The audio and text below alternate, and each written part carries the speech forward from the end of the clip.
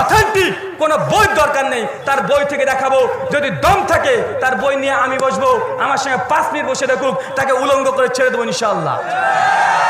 আহলে হাদিসরা চাপার জোরে কথা বলে না।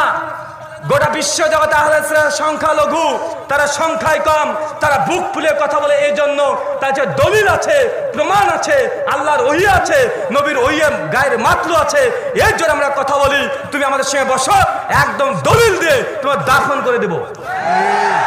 বুকের উপরে হাত বাড়া হাদিস পাও না তুমি, সহিহ হাদিস পাও না।